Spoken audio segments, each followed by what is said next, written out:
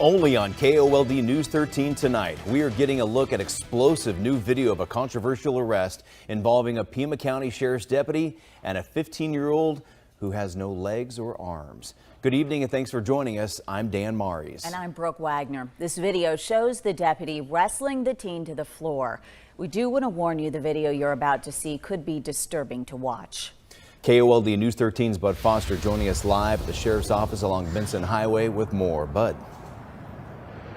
Well, Dan, I showed that video to the Pima County Sheriff's Department just a little while ago. They had not seen the video before, and once they watched it, they did begin an internal investigation. Now, this incident happened a couple of months ago, but that video is just now coming to light. We were able to get our hands on it today, and as you said, it's going to be rather explosive.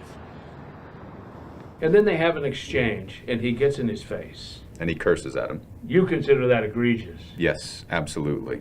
Imagine you're this boy with no limbs who just got tackled by this large man with a badge and gun, and this man is now screaming in your face, and he's now threatening your friend who has the temerity to record this whole incident. Absolutely, that's egregious.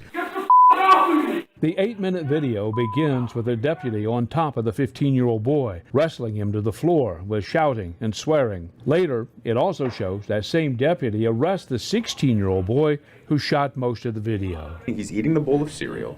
He puts the bowl of cereal down. He puts his hand behind his back, and now the deputy's going to slam his head into the wall. And he's completely restrained at this point and is not trying to resist arrest.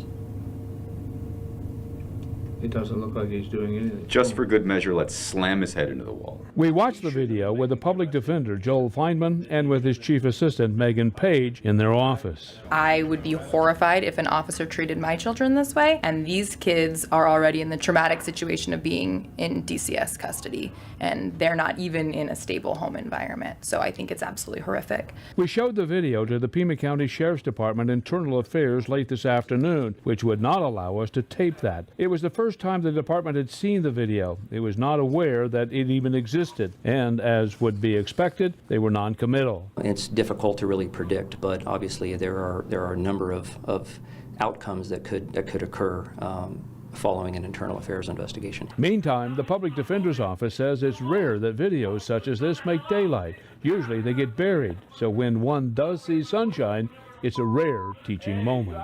Men with badges and guns should not be acting this way, and that men and women who do act this way should not have badges and guns.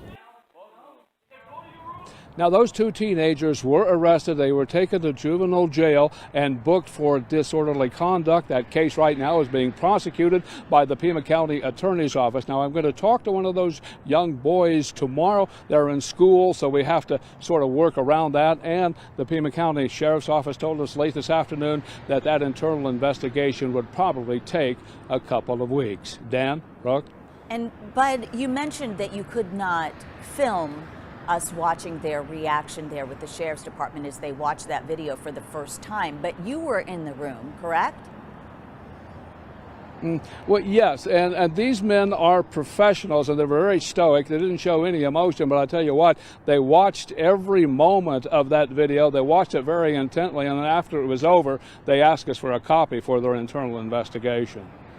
And also, Bud, who's advocating for this teen? He lives in a group home. Do you have any idea who's going to be helping him through this process as it just gets started? Well, yeah, you're right. He is in a group home. I was told today that he has been abandoned by his family. He does have a lawyer. I talked to the lawyer this afternoon, and he said there's likely to be some civil action, some civil litigation somewhere down the road. All right, thank you, Bud. And we will stay on top of the story and bring you any new details as soon as we get them.